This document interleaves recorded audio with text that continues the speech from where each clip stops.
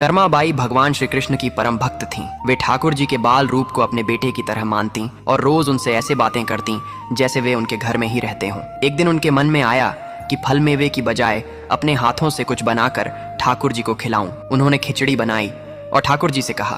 प्रभु मुस्कुराए और बोले, माँ, जो भी बनाया है वही खिला दो। भगवान बड़े चाव से खिचड़ी खाने लगे और कर्माबाई उन्हें पंखा झलने लगी कि कहीं गर्म खिचड़ी से उनका मुंह न जल जाए। प्रभु भाव विभोर हो गए और बोले, माँ, मुझे यह खिचड़ी बहुत अच्छी लगी, रोज मेरे लिए यही पकाया करो।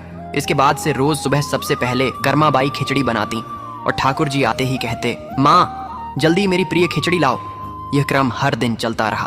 एक दिन एक महात्मा उनके घर ठहरे और सुबह उन्हें खिचड़ी बनाते देखा तो नाराज होकर बोले, माता जी, पहले नहा धोकर पूजा पाठ करना चाहिए, आप तो सीधे खिचड़ी बनाने लगती हो।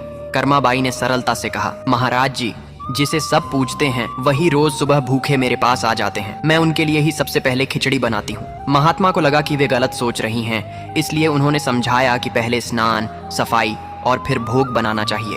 अगले दिन कर्माबाई ने वैसा ही किया। जब भगवान आए तो वे इंतजार करने लगे।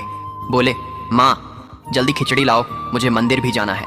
पर कर्माबाई ने देर कर दी। जब खिचड़ी बनी तो भगवान ने जल्दी जल्दी खाई, पर उन्हें वही भाव और स्वाद नहीं मिला। मंदिर पहुंचते ही पुजारी ने देखा कि प्रभु के मुख पर खिचड़ी लगी हुई है। भगवान ने हंसते हुए कहा, मैं रोज कर्माबाई के घर खिचड़ी खाकर आता हूँ, लेकिन आज स्वाद वैसा नहीं था क्योंकि मेरी माँ को इस महात्मा ने नई पट्टी पढ़ा दी। पुजारी ने जाकर महात्मा से कहा, भगवान भाव के भूखे हैं, नियम धर्म सब अपनी जगह है, पर सच्ची भक्ति भाव से होती है। महात्मा को अपनी भूल समझ आई और उन्होंने कर्माबाई से माफी मांगी। फिर वही क्रम चलने लगा और भगवान रोज खिचड़ी का भोग लगाने लगे। समय बीता और एक दिन कर्माबाई का देहांत हो गया। जब मंदिर के पट खुले तो देखा गया कि भगवान की आंखों में आंसू हैं।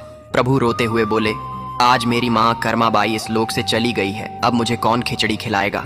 पुजारी ने विनम्रता से कहा, प्रभु जी, अब आपको रोज मंदिर में सबसे पहले खिचड़ी का भोग लगाया जाएगा। तभी से जगन्नाथ भगवान के मंदिर में आज भी खिचड़ी का भोग चढ़ाने की परंपरा चली आ रही है।